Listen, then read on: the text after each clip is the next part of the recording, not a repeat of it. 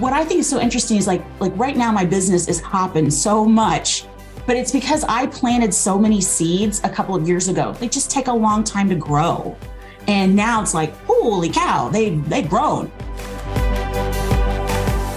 Welcome to the Smart Gets Paid podcast with me, Leah and I help women land higher paying clients in their independent consulting businesses, but I've never been a salesperson.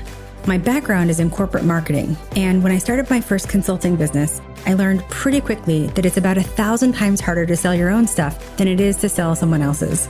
So I taught myself how to do it, and I created the sales approach that I now share with my clients so they can feel more comfortable in the sales process, get more of the right clients, and get paid way more for every client contract. So whether your client contracts are $5,000, $100,000, or more, if you want to work with more of the clients you love, do more of the work you love, and get paid more than you ever thought you could, then you're in the right place. Let's do it together.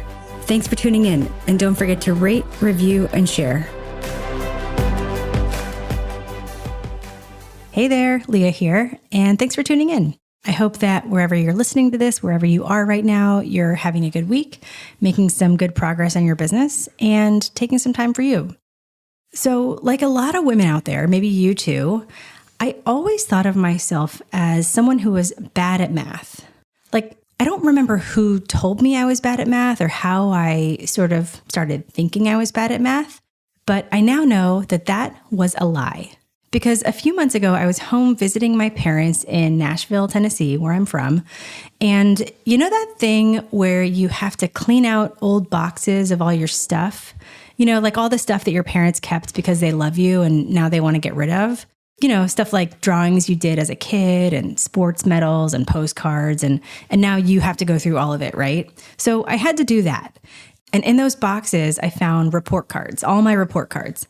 Like every single report card I've ever gotten, going back to kindergarten. And I started looking through them, you know, like I'm curious. And you know what? I got pretty good grades in math. Like you would think somebody who's quote unquote bad at math, you know, that would be reflected in the grades, right? But no, I got pretty good grades. But despite that, still to this day, I have always thought of myself as, you know, quote unquote, not good at math. And I think in that way that, you know, women are just told or like assumed to be not good at math. And I've just been carrying that around. But I think in my case, I confused having to work hard at math with not being good at math. For years, if I felt like I wasn't good at something, I'd probably quit. Which, if that resonates with you and your experience, I go into that a whole lot more in the last episode. So check that out. But now I'm telling myself a new story. I'm not bad at math. I was probably never bad at math, but it's just an example of the power of the stories we tell ourselves. And for women especially, the stories we tell ourselves about math. And I was thinking about this, about math, as I was prepping for my conversation with the woman you're going to hear from today. She's a former client of mine named Kathy Almy, because Kathy runs a consulting business with a very math-focused mission, which is she works with colleges and universities to improve their math programs so that more students pass math and can graduate college. Like, how cool is that, right? I remember when Kathy and I first started working together a couple of years ago, and when she told me what she did, I got chills. Like, I still get chills because it's ultimately about helping more students graduate from college. I just love that mission. And I invited Kathy to come and talk about how she's grown her business because in Kathy's business, she has two huge hurdles to overcome in getting new clients. First, she's selling into colleges and universities, which are notoriously difficult to sell into. They involve a lot of stakeholders in the decision process, a lot of people who are, you know, weighing in on or influencing the decision. And second, as a result of that, the sales process for a university or a college to actually say yes and work with her, that process is usually really long. But despite these major challenges, Kathy's built an amazing consulting business that's fulfilling and profitable. So in our conversation, you're going to hear Kathy talk about how she gets her clients, some of the things she's tried that didn't work, and what she was able to stop doing, and where she is now. So take a listen to my conversation with Kathy Almy, and at the end, I'll come back and share a lesson that you can apply to your business. And then hopefully someday soon, you'll partner with us to help you build your consulting business, and you'll come back on the podcast and share your story. Enjoy. Kathy, I'm so excited to have you here. Thanks so much for being here. I'm so excited to be here. Well, so Kathy, let's just dive in. Tell the good people who you are and what you do. Okay, so I've been in education for 25 years, 20 years as a college math professor, always involved in math reform. How can we make it better for students and everybody else? And I've worked at the state level as an administrator, written a textbook, done all kinds of stuff. And I finally, 4 years ago, went out on my own as a consultant that works with colleges and sometimes states on improving their college math programs. I love it. And I remember when you and I first worked together and you were telling me about your work, I just was so interested in, the work that you do has so many benefits. Can you talk about it? Like, why math? And why now? There's a reason why I've been in reform for 15 years and I've done so many things with it. My husband's like, you have no work-life balance. And I'm like, I'm aware of that, but it's because I'm so passionate about it. You have students who absolutely will end up leaving college because they have a bad experience with math. They think if they can't pass their math course, well, they're never going to get this requirement out of the way. So why even try with the rest of college? And it's funny because students don't necessarily equate their worth with other subjects as much, but they do with math.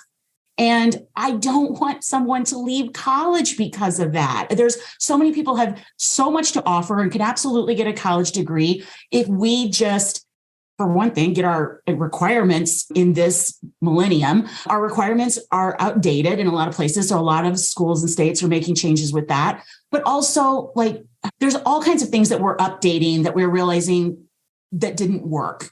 And it will help students get a math credit for real, not just making them feel good, but for real more quickly so they can get on to getting a job.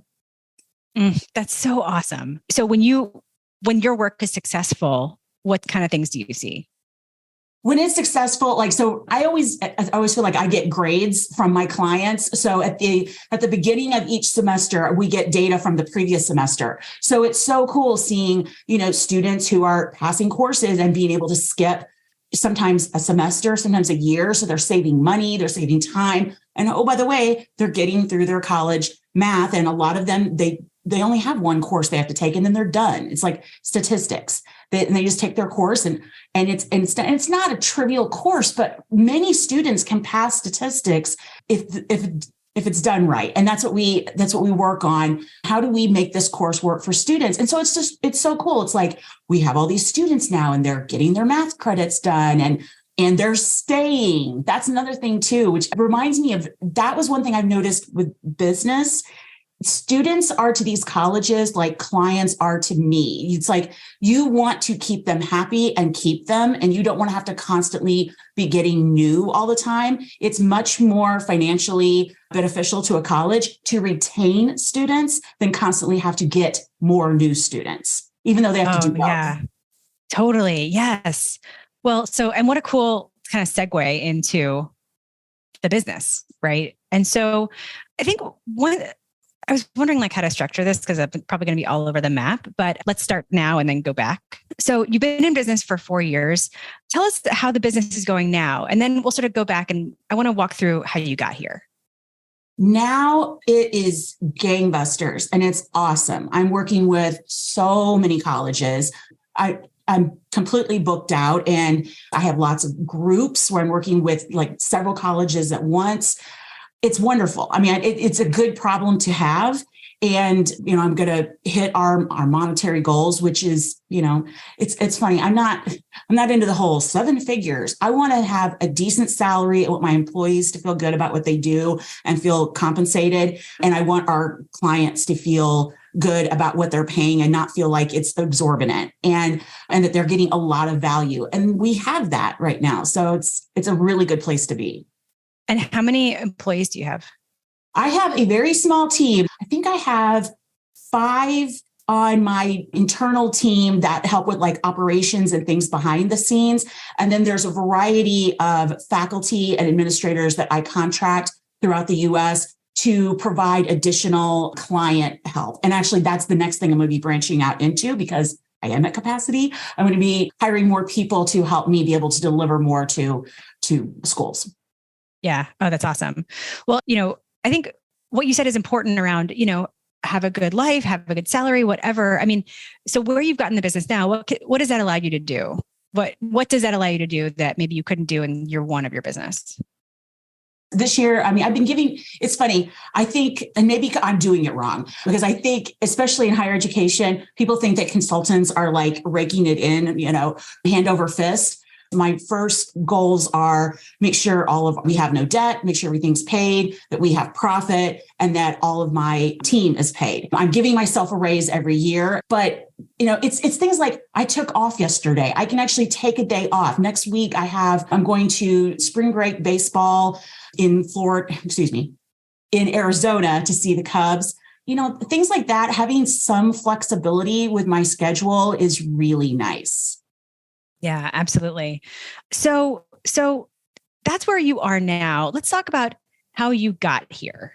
So what was going on in the business when you and I came into each other's lives? Okay. So I'm an academic. I love to learn. I am happiest when I am learning. And boy, was I trying to learn everything. So I had bought like every course, all the big names. I mean, big stuff, small stuff, expensive stuff. At one point I totaled up how much I spent on courses, and it made me like physically sick, because I was like, I know that I did not get that much value. It was several tens of thousands of dollars. And it was just depressing to see that. I wanted to learn everything. So I'm taking all this in and I'm thinking, this is the best. I used to think there was a thing as passive income. There isn't. That is such bull, but I thought that was a thing. And I used to think it would be easier to sell less expensive things. That's not true. I thought you can make things up in volume. That's really hard to do. So when I found you, I was very much in the realm of I was taking courses and trying to make things like courses and products to sell to individuals. Like at one point I was trying to sell to teachers. So a person like me, as opposed to a school or a nonprofit. And so we like really dug in as a company. I contracted a lot of people and we did tons and tons of courses. So I thought, I'm going to have courses. I'm going to have a membership. No, none of that. None of that took off. And that just does not work. Where my bread and butter is consulting. Why do you think it didn't work to solve this problem using the courses? Oh, for so many reasons. I mean, my audience, first off, just learning who my audience was. Like I thought my audience was teachers because I wanted to benefit teachers and because I was one, but it's not. My audience is actually administrators and policy people and people who run agencies. Those are who I should be targeting. And they're not sitting on Facebook and you're not selling them a $97 course. Like that just isn't what they want and need. And when they see that, they're like, what's that going to, I mean, they don't put any value in that. They're used to someone who has expertise. And I have a ton of expertise, but they want that. They want the attention and the expertise and the time for you to come in and specifically help their institution. They're not looking for anything in mass. They don't want to be one of many. They want to be your client who gets tons of attention, and rightfully so.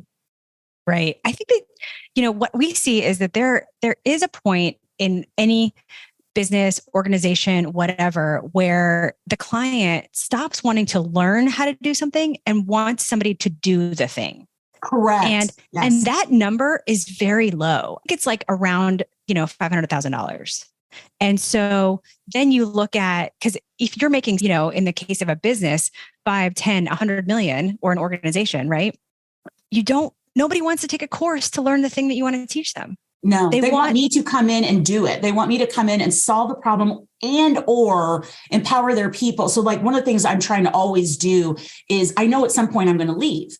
I know that I'm not going to be with them forever. And my goal is not to be with them forever. And I always say that I'm not looking for a salary position. I want to get you to where you need to be and get on my way. So I need them to be able to be successful without me. So it's help them get the help whatever they need, which is usually, I feel like I do therapy for schools. It's like trying to get everybody to get along and get on the same page who, there's so many people at, colleges. And that's the thing. I don't just work with one person. I work with teams of people, and they're all busy and they all have other things that they're doing, and we're trying to get them on the same page. So I help them, but then also have to give them the tools so that they can do this after I leave. Yeah. Well, and you just said two things that I think are really interesting. The first is you're selling into the universities, right? And, conventional wisdom says, and a lot of people have found that selling into universities is one of the hardest sales. It is. And so that's one thing. And then you're selling into teams, you're selling into groups of people, groups of decision makers, which is, again, very common, but makes the sales process harder when you're selling into companies, organizations, as opposed to like somebody who can spend $99 on their credit card. So with those two things combined, talk to me about how the sales process, what does that look like? The sales process is so different than what I originally thought it was going to be. Like I was so indoctrinated into this selling online courses model and all of it. And so it's like, it's not about like having a glossy sales page and a payment button. And like, that's not what and Facebook ads, that was a colossal waste of money. I think I did ads on every platform I was on. That was another thing. I was on way too many platforms. I think I was on 4 platforms at one time. It was probably more than that, but at least 4. And it's like, no, none of that. That's not what mine's about. Mine is about developing relationships, showing you're credible, being able to show evidence of what you've done. A big thing is I want schools to feel comfortable and confident that they know that, because especially in my situation, I'm coming in when they're making a change. Not everybody wants to change. So the goal is not to come in and stir up problems. I'm not trying to make things worse. The goal is to come out on the other side and it's better. They don't want someone who's going to come in and make, blow things up and make it more difficult. So it's all about relationships, and it takes a long time, which is why, like for me, the best thing that I can do, like the quickest thing that I can ever do to make a sale is to do a presentation or a talk or something. When someone has a chance to see me in action, they can see how I work with people, but also my content knowledge. That is the fastest. But still, when I say quote unquote fast, it's still months. I mean, it's not like that. So I'm always thinking of, like, I have a whiteboard in my office. I always have it mapped out and thinking, okay, when is this client going to be done? Do I have anybody in my pipeline? Where are we? Because my clients will stay with me 2 years, sometimes more, but it's a long process to buy. But the beauty is they stay with me for a while. That's amazing. Well, and I think the long process to buy is something that not a lot of people understand about selling into organizations or companies, because, what I say all the time is like the typical B2B sales process can last anywhere from 3 to 18 months. That's a long time. Mm-hmm. You could be talking to somebody for over a year and they finally say yes. So, I mean, even when you say the fastest way for me to make a sale is to do a talk, that presentation is maybe where the sales process begins. Correct. Right? Because I know you're not selling from the stage, right? And not that I anybody never sell from the steps. Well, right. And also in our world, that's not how people even buy, right? So that's where the sales process begins. Totally. And that's where I was actually at a conference recently, had a great chance to talk with people, get to know them. I did get one lead from the conference, but how that will work now is that person will have to go back and start advocating. And there will be so many conversations that I know nothing about. And then at some point, I may hear from them and I may not. It may not be the right time. That's a big thing too. It's like, when is it the right time in the budget cycle, in their culture, in other things they're doing? When does it make sense? What I think is so interesting is like right now, my business is hopping so much, but it's because I planted so many seeds a couple of years ago. They just take a long time to grow. And now it's like, holy cow, they've grown. And what's cool is those seeds have grown. Plus I've got happy clients that are staying. So it's a good problem to have. I'm busy. I like that. Yeah, totally. Well, you said a couple of things I just want to pull out here because, all those conversations that happen inside the organization, right? That you're not privy to. The truth of selling into companies is that 90% of selling happens when you're not there. Mm-hmm. And so, it's really important to help people sell in on your behalf, right? What we call navigating the jungle, because there are people and conversations and existing processes and things that are happening that you'll never know about, but you have to enable those to happen. Right. And I will usually get called, like, it's funny. And I will have multiple sales conversations. It will be at some point with whoever was the initial contact, and then it'll be usually someone above them, someone below them, someone, in all different levels. It's like, it's not, does the money exist? It's funny. That's not usually the issue, because I've learned price points of what, and that took forever to learn, but I've learned price points of what schools can afford, what they can budget for, how they can get approval through procurement and all of that. It's, do they have the humans on board with bringing someone in from the outside? And that takes a lot of conversation and trust building and just getting people comfortable. And so my goal is come in, be authentic, have conversations with these people and see if we're a fit for each other. And if I can help them. And it's not always a fit, and that's okay. And I think that's the thing that's cool. The longer I do this, I can really look more at institutions and like, is this a fit? Like, am I going to be able to give you what you need? So that's what's nice. I've always thought before they're interviewing me, but now I'm actually in some ways interviewing them. Do I want to work with them as well? Well, and I think that that's such a good perspective. Am I interviewing them? Because I think sometimes for a lot of women I work with, you do feel like you're being judged, you're being interviewed, you're being evaluated, and you're the one who has to sort of ask for the business or whatever. But when you come in as an expert, when you've established yourself as an expert, and you have these conversations, and you know who you can help and who you can't, then it's not like the tables are turned. I don't want to put it like that, but it's like we're coming in at an equal level, and I'm evaluating you just as much as you're evaluating me. Right.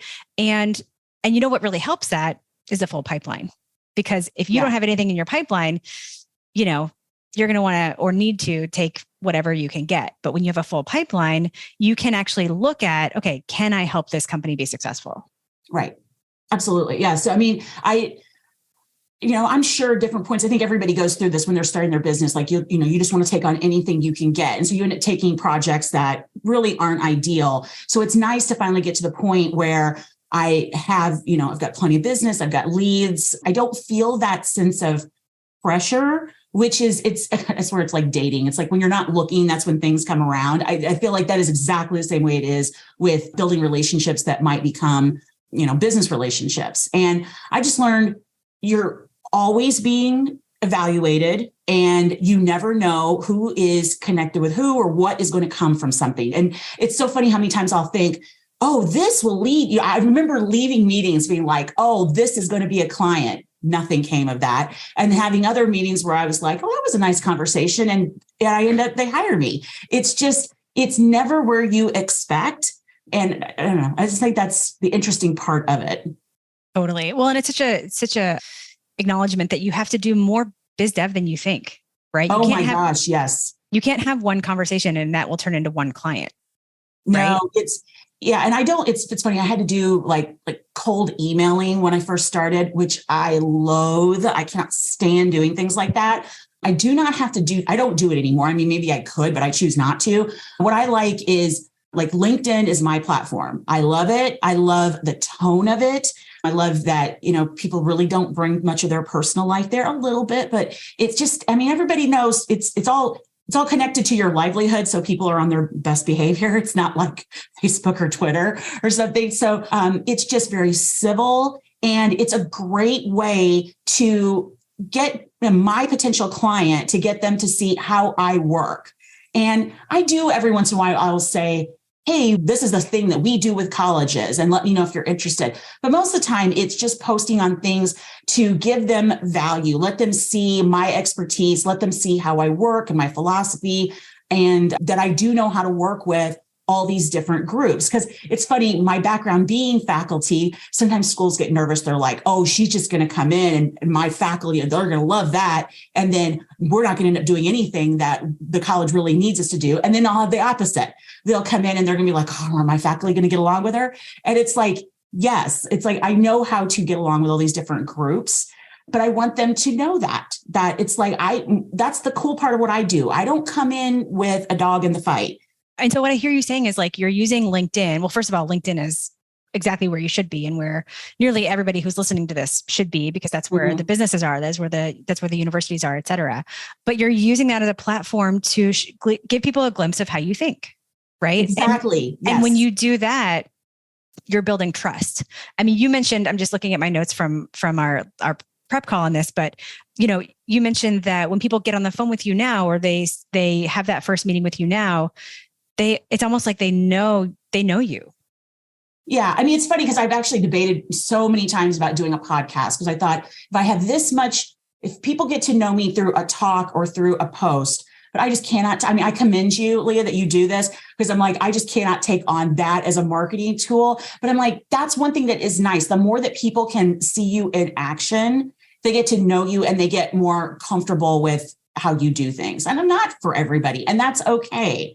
As a people pleaser, that's hard for me to say, but it's like, that's the beautiful thing. They will see, like, I'm not going to come into a school and be like, this is how you do things. I'm going to come into a school and I'm going to work with them and we're going to evaluate. And I'm going to be like, these are the things I think you should consider doing. And we're going to try to make this work for you.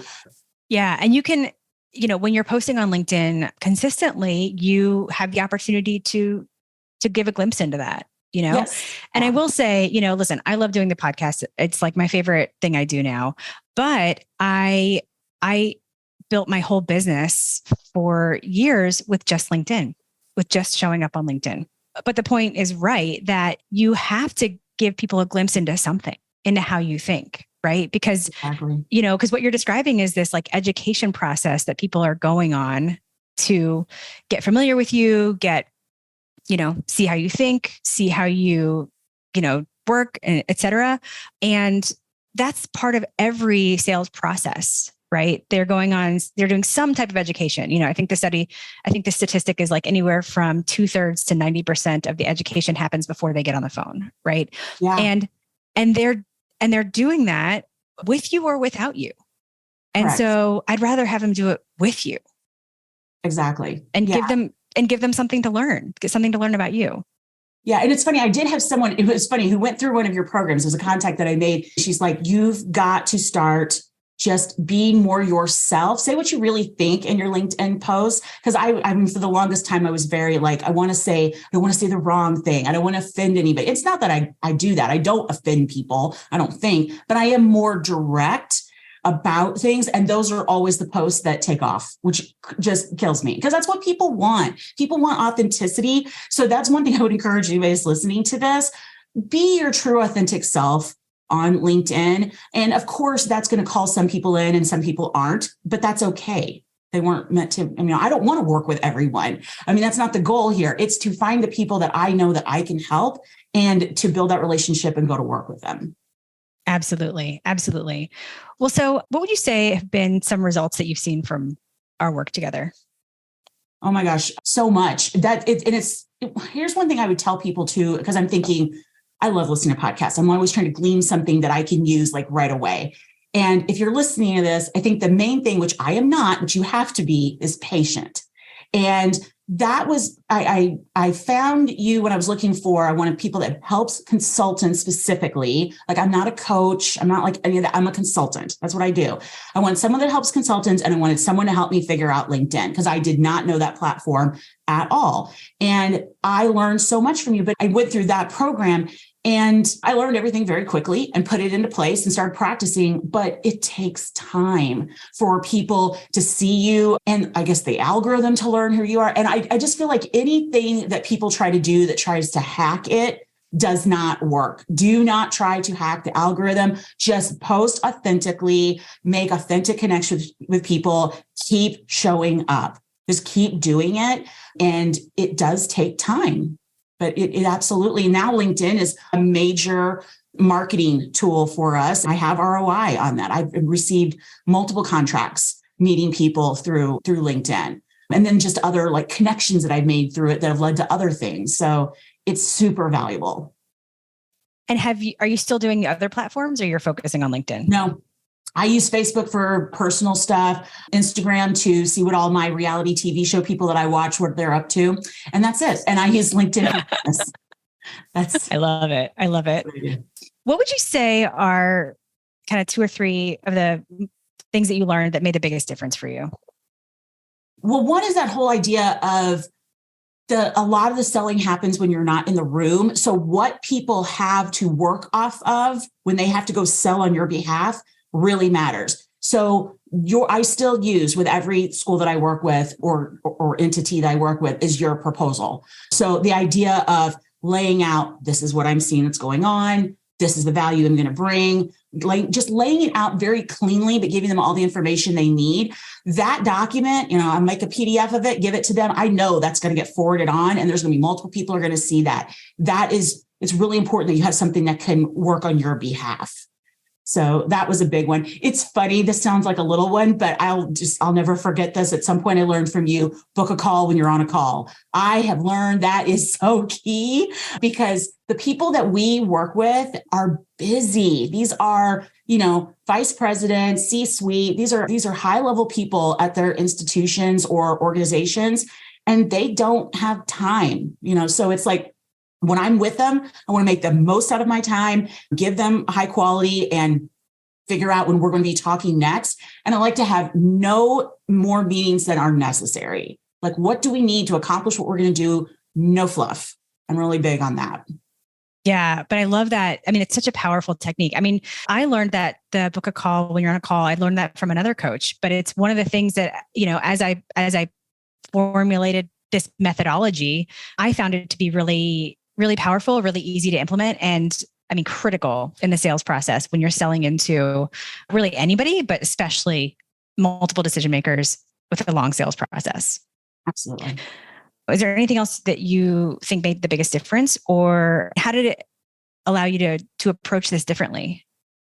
Okay, so a couple of things.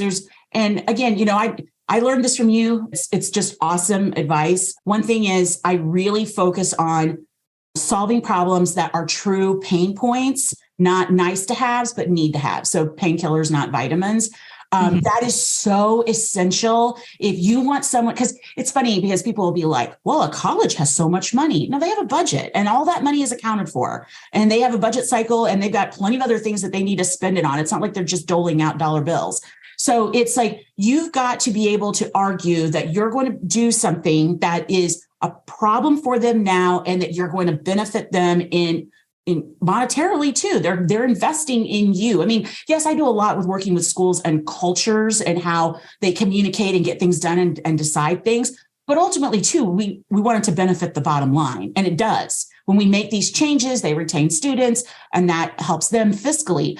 But that's a big one, is solving problems that actually are needs. Like, I know a lot of people are into like, I want to, be a coach or a consultant and, help someone feel better or make this work a little bit better or whatever. And what I've learned is you have to really nail down, what is the problem? What is it that you solve and how do you solve it? And being able to articulate that is key. Messaging took me forever. Oh my gosh, that is so hard. Figure out how do you articulate. I'm a talker, but just being able to articulate like what it is you do and for whom and how you do it, that is really hard. I think the biggest thing that I stopped doing was stop with all of the B2C tactics and realize I'm B2B, I'm selling to organizations. Yes, there's still people. Yes, there's still emotion involved, but it's a process. It's a real process. And all the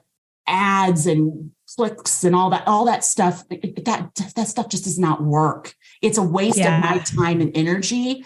Where I need to spend my time is building relationships and building my skill set. That's the best thing I've realized is if I can get on LinkedIn and be consistent, build relationships with people, and then really make my clients happy, they will talk on my behalf.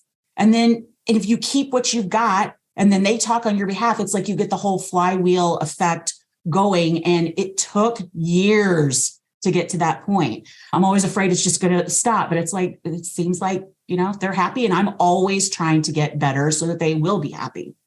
Yeah. And I just want to touch on something you said about relationships, because, a lot of people think, and I hear from a lot of women, like all my clients come from relationships, and that is totally fine and good. And referrals and word of mouth are absolutely the best leads. Right. Mm-hmm. But a lot of people think of relationships as the people that they know, the people they've worked with, the people who knew them from before they started their business, what have you.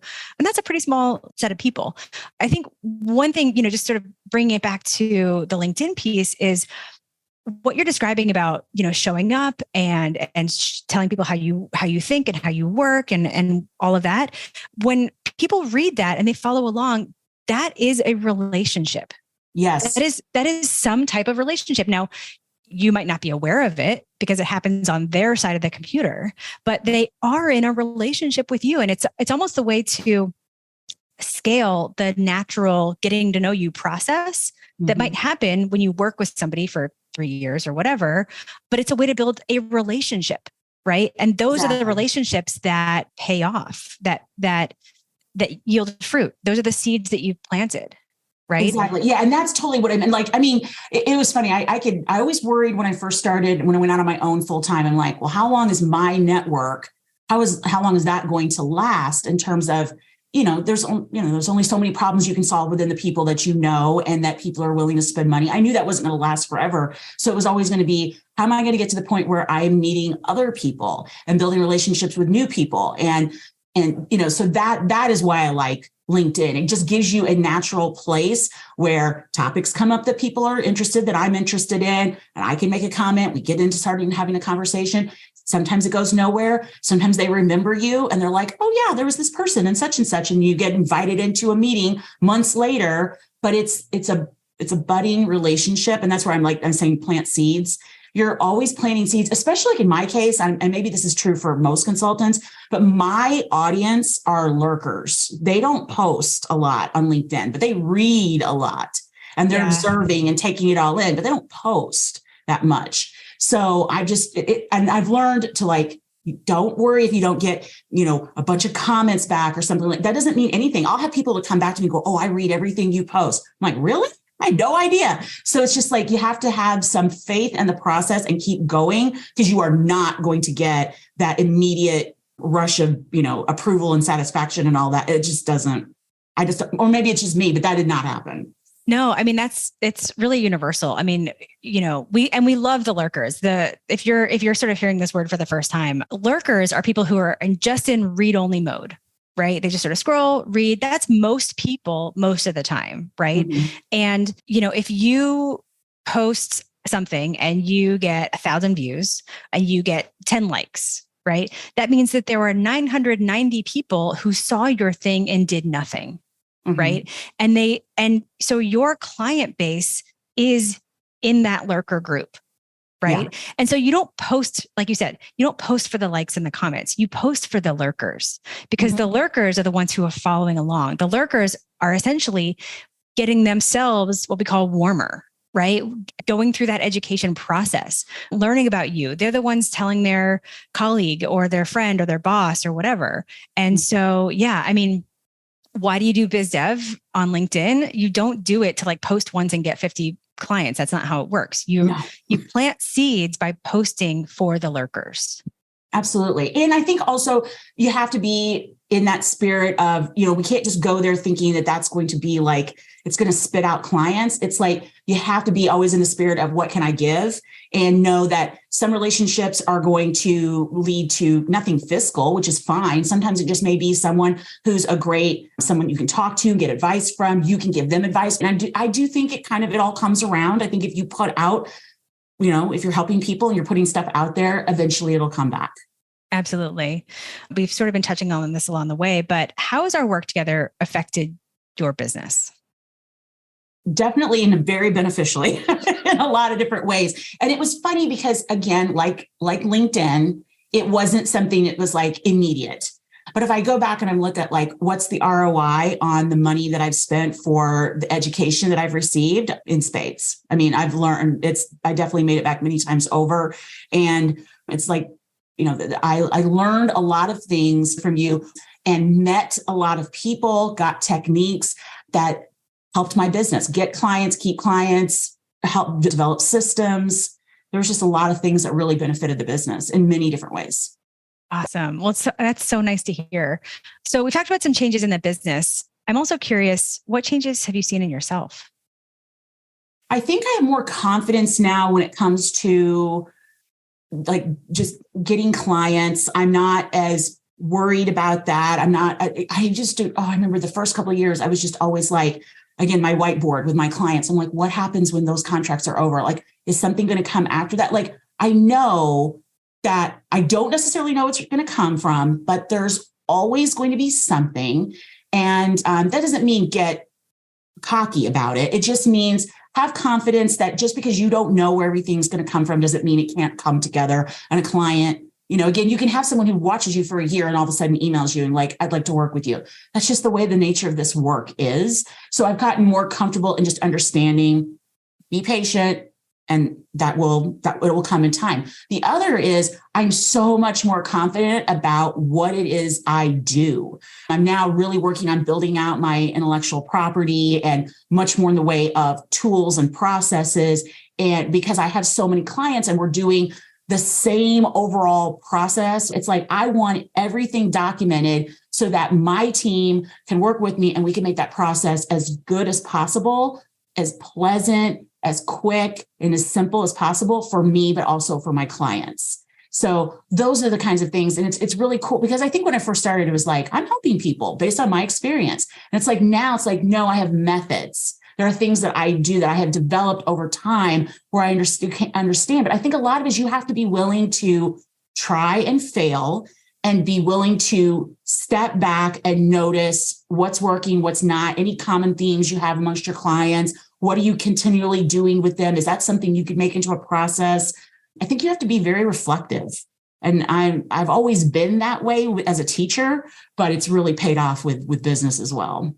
Yeah, it's so funny. I shared a little like life hack with members of the academy the other day, which is because a lot of consultants, kind of like you said, they start or they run their whole business feeling like I'm just doing what I know how to do. Right. Mm-hmm. I'm helping people, I'm solving problems. And they don't think of what they offer as something unique necessarily or intellectual property or a method. And so I was like, hey, life hack, whatever folder you keep your client stuff in, rename that to, your name or your business's name's IP. It will change how you think about what you do because Absolutely. If you can think about what you do as IP, and not just like a special thing you know how to do, I'll just say that it just changes things. You approach it differently and you can approach your business and your clients differently. Absolutely. Because what I was constantly been trying to figure out, and just especially in the last 2 years, is okay, I'm getting results. These things are better. They're better for them. Okay, in what ways are they better? And on what did I do to help get it that way? And what am I consistently doing with people? Like really noticing those things and trying to solidify them, like get that on paper or a document or something so that it's not just like, well, I do these different things. It's like, no, I now have a system and a method. And I love that. That increases my confidence. And I love what you said about it's not like a package or a course or whatever. It's a method. And right. A method provides some leeway, right? But it also provides some guidelines of how you work. And what you're saying about making it better, making it more effective, and documenting it, making it a process. When you do that, you can also make it more profitable because you're not starting everything from scratch. You can find efficiencies. You can bring somebody in to operationalize parts of it, which when we talk about profitability, meaning not just money, but time, it makes everything more profitable. Absolutely. Yeah. Because where I'm going, my next goal, and I don't think it'll happen this year, I'm always bringing in additional consultants to help on more pieces, but I want to be able to scale even more. And I'll have to train people in the way that I do this. That's going to take time. I'm trying to finish my doctorate right now. So it's like, I always push too hard. It's just like, Kathy, it'll come. It doesn't have to be this year, but I want to, it's funny. The business is doing fine fiscally, but it's like, I can pay my bills and I can pay my team and that makes me happy. And we have money in the bank. Boom. There we go. I'm happy with that, but I want to have more time freedom. And so that's where I want to build up to, where I have more people that I'm pulling in that can help me with delivery and still have a high level of quality assurance. So, so it's profitability, yes, fiscally, but also time-wise. Absolutely. What would you say what advice would you give to a woman who's in the position that you were back then? A couple of things. First off, I know I've said this, but it's really important because I'm watching so many people come into this world of trying to start their own business. Just ignore all the people that try to lead you to believe that anything happens in terms of building a business quickly, that is just bull and they're trying to sell you something. All of this takes a lot of time and it takes patience and a lot of failure. And I was listening to one of your podcasts the other day. I like what you said. It's not failure. It's learning. It's you doing the best with what you have at the time and making the best decisions you can. And no, not everything's going to happen positively, but make it a note, adjust, and keep going. And that is part of it. It's, you're going to create things that are absolutely, you think will just be amazing. Nobody wants them. And then something that you just have like a side idea about when you want to walk for the dogs. It's like, oh, what if we tried this? And then that will be the thing that people are like, that's amazing. That just changed our whole lives. Hard relate there. I have created so many things that went nowhere. I was like, this is the best thing ever. This is going to do it. No, didn't happen. But yeah, the smallest little idea that like germinates into a little thing what you said is perfect. I mean, you never know what little teeny idea is going to take off. And there are little teeny ideas I've had that have blown up into big things. Absolutely. And it's funny because I read somewhere that there's research behind this, that they come in the shower, and that is classic. Like if I really need to figure something out, I'm like, well, if you take a shower, that's typically where great ideas come from, or going on a walk with the dogs or the husband or whatever, that will help. But that's one, there's a couple of things I would give them advice on. That's one, is to be patient about things, and you never know what's going to be, you never know what's going to take off. And it all takes time. Another one that I would say is focus on, yes, you need to get some money in the door so that you can keep your business afloat. But the main thing I would say is way more important is getting some clients and getting real success for them. The more that you can do that and really focus on, like, if they have a good experience, they will tell other people. And so they will help you in the business development side also. But watching them and having one really good case study is going to be so beneficial to building your business. It gives other people confidence in what you do. It gives you experience. You get to learn what works and what doesn't. So I would say, don't, like me, I was always like, I need to get more clients. And I had clients, but I'm like, just focus on the ones I have, as long as I can pay my bills, and getting the best possible experience for them and using that as a case study going forward. That is so valuable. I love that. Is there anything else that you think other women business owners, other women consultants need to hear? There aren't any magic bullets or shortcuts. And again, anybody who's trying to tell you there is selling you something. They're almost always selling you something. It's going to be challenging and it's going to take time, but that time is not wasted. And I think that's one of the biggest things, like all these things I learn and these failures I have and the failures I will have, because I know I'm going to have things going forward. Like right now, I think, oh, this is going to rock, and it won't. There'll be something that doesn't rock at all. But you learn so much from that. And I'm always telling my clients that too. You learn more from your failures than your successes sometimes, because your successes, you don't always know why, but your failures, you will find out, like, oh, like this price point was too high. Like I will tell one thing, if you're a consultant, please ignore all the advice that everybody is always just like, without even knowing anything about you or your audience, add a zero. There are times where that makes sense. And there are times where I was way undercharging. That makes sense. Think, maybe I am undercharging. Maybe that would make sense.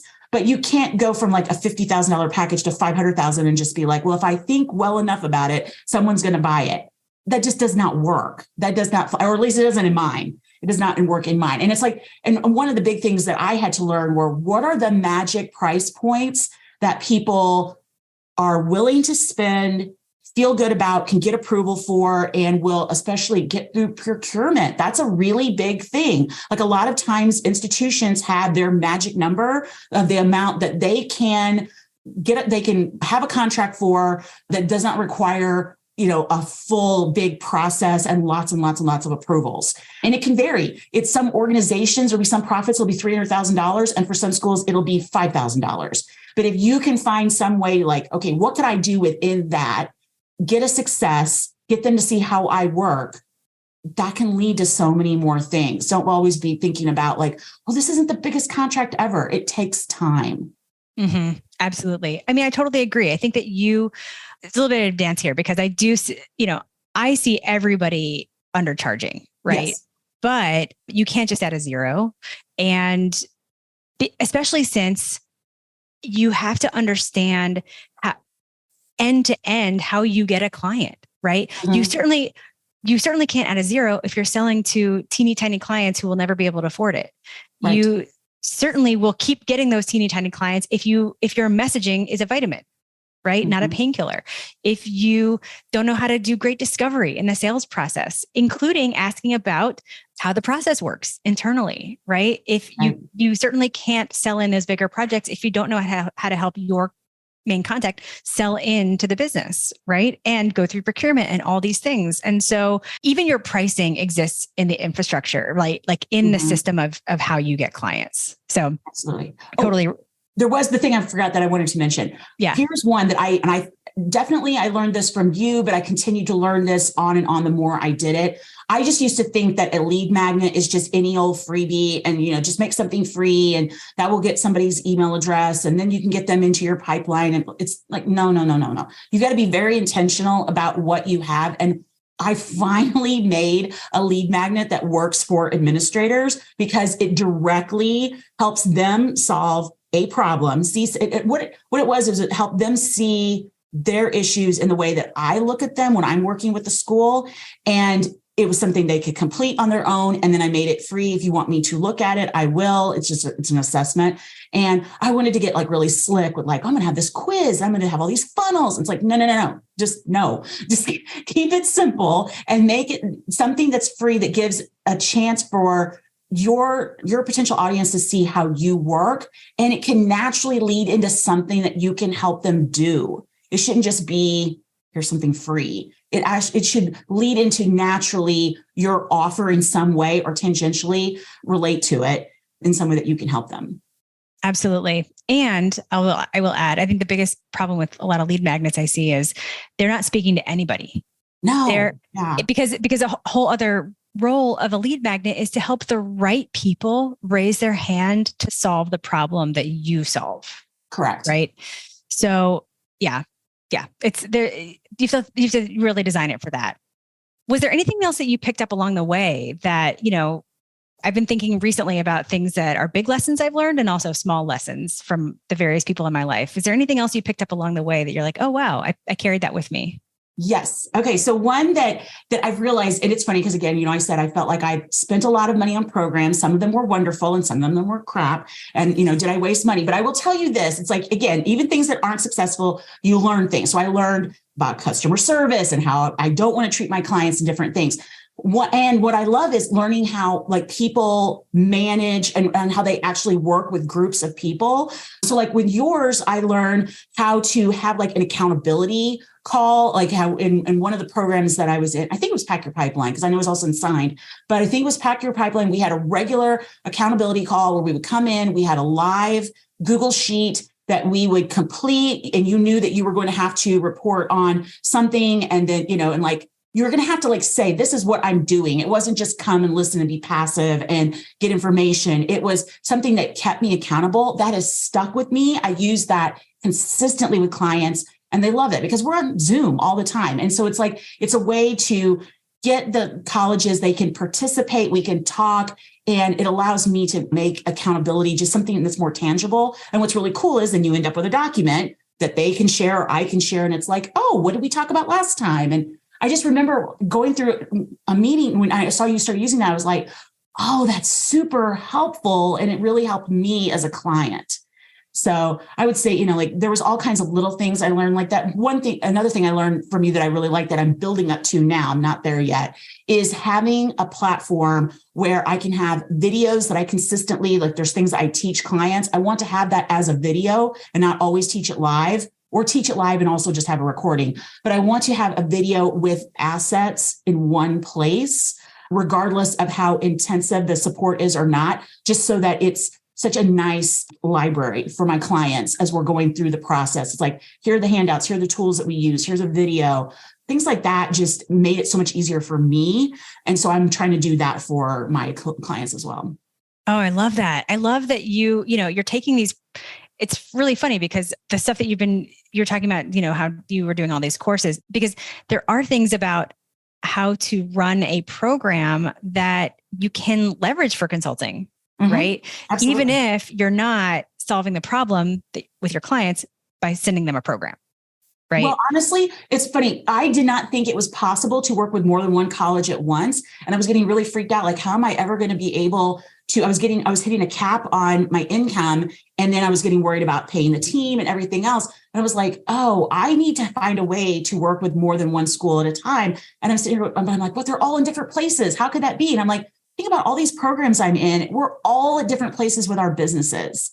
I'm with someone in a business, someone will be $1 million. I'm nowhere near that. But, it's like, I have a 6-figure business and I'm proud of that. But it's like, I'm not 7 figures. Doesn't matter. There are things that person can get and that I can get and that we can both learn from.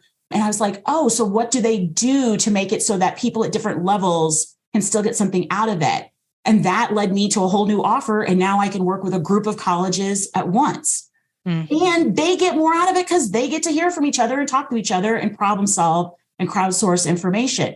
So it's like, it is interesting. I'm like, there's been a lot of things I didn't expect to learn through these programs that I have learned. That's great. Well, I'm so glad that, the way I've done some things, maybe I've done some things right.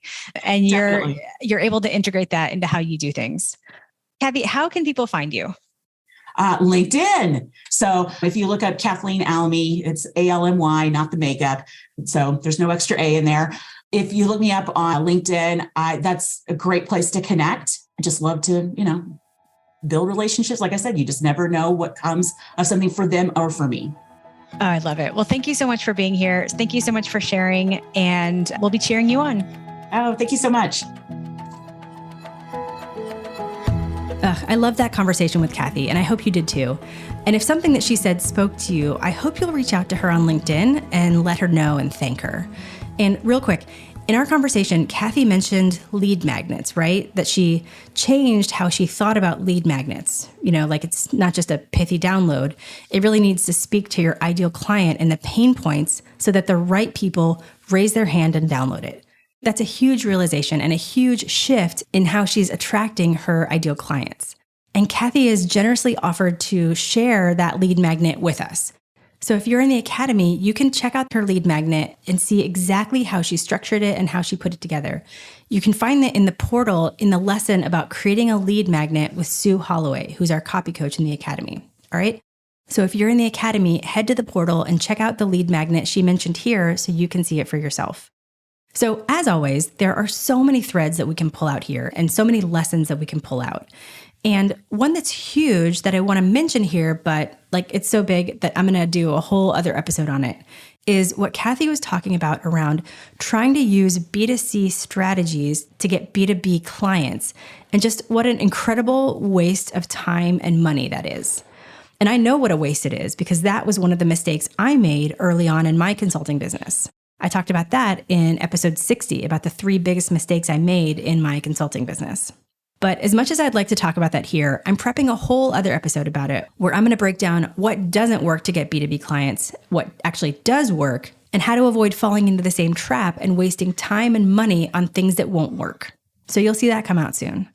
But for now, I want to touch on something that Kathy said that's so important, and I didn't want you to miss it, because it's something that I want you and really everyone to understand about running a B2B consulting business. And it's that getting B2B clients just takes time. If you've been listening to this podcast, you've heard me say that in consulting, when you're selling B2B, so, selling your services into businesses and organizations, the typical B2B sales process can take anywhere from 3 to 18 months. And that's real, but that's just a part of it. That's what we would call the sales process, starting from the moment that they first reach out to you or get referred to you, just what we would consider the beginning of an actual sales process. But what Kathy was talking about in planting seeds was the nurturing process. That process where people are learning about you, reading your stuff, understanding the problem you solve. That's what you would consider, the marketing, right? But what it is planting seeds that eventually sprout. And that process, that nurturing process, can take months or years. The truth is that you can't just start doing the marketing and start posting on LinkedIn or sending some emails and clients will just fall out. It's not like a gumball machine where you put in a quarter and clients come out.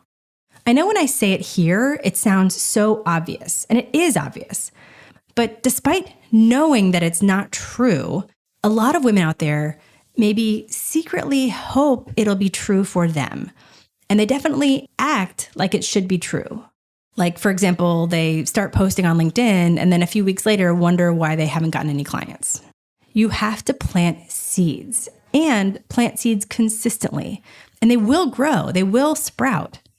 It's part of what we call the marketing flywheel, where you start to build momentum and things start to happen faster and with less effort because you put in the work in the marketing consistently over time. Because when you do plant seeds and you've been showing up consistently and doing it effectively, and people do start to follow along and learn about you, it also means that by the time those seeds do sprout, by the time, somebody's ready to talk to you, clients are so much more familiar with what you do and the value you provide. They're basically already sold in. You're like the obvious choice. I have people reaching out to me today who say that they've been following me for years and something finally, got them to reach out. And it's the same thing with Kathy. And it's the same thing with everyone I work with. People reach out to them and they say, I've been following you for months. I've been following you for years. This happens as long as you've been planting seeds and you've been giving people something to learn about you and getting themselves what we call warmer. So what do you do with all this? Well, first, just be aware that the B2B education process and then the sales process, they're just long. But as you've seen with Kathy's business, you can absolutely be successful with a long sales process, as long as you start to plant seeds now. And don't wait until you need clients. If you wait until you need clients, I hate to say it, but you're going to be kind of screwed. Because again, in B2B, it's not like a gumball machine. You don't put in a quarter and clients come out. So don't wait to start planting seeds. Start today and keep going so that when they sprout, you'll be ready.